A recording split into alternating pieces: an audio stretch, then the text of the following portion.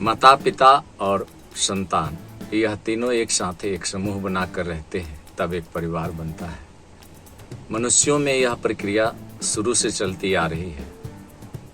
सृष्टि के निर्माण, जब मनुष्य के निर्माण हुआ, उस समय से आज तक माता पिता और संतान एक साथ रहते हैं। चाहे सुख हो दुख हो, सभी मिल करके बांटते हैं, एक साथ हंसी खुशी से रहते हैं। लेकिन और भी जीव हैं हमारे धरती पर।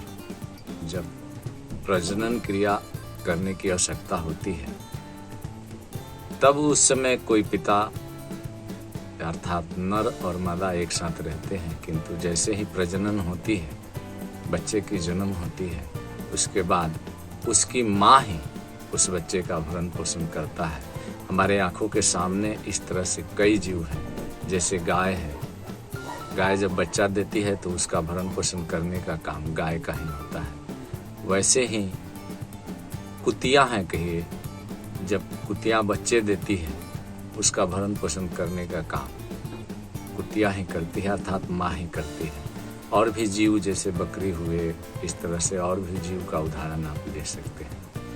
किंतु एक समूह जो माता पिता और संतान का होता है, एक परिवार का होता है, वह मनुष्यों में देखा जाता है। हमारे हिंदू धार्मिक ग्रंथों में कुछ ऐसे भी जीव हैं, जैसे बंदर हैं, तो उसका माता पिता बताया जाता है। हनुमान जी थे, उनके माता पिता का नाम था, रीछ है, भालू है, इस तरह से उनके माता पिता के नाम बताए जाते हैं।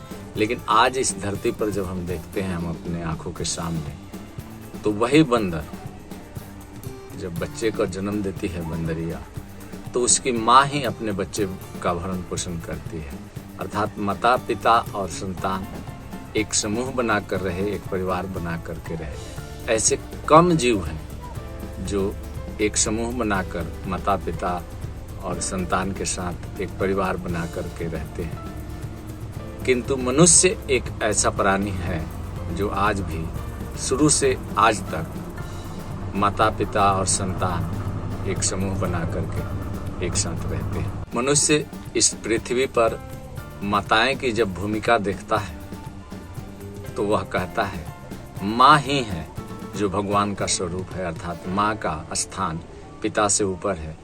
क्योंकि केवल मनुष्य में माता पिता और संतान एक साथ रहते हैं, लेकिन ज़्यादातर जीव जो हैं, उनका भरण पोषण, उनका लालन पालन उनकी माँ ही करती है। इसलिए माँ तो माँ होती है, चाहे गाय हो, बकरी हो या कोई भी हो, अपने संतान का पालन पोषण करती है। इसलिए माँ का जो महत्व है वह पिता से अधिक हो जाता है।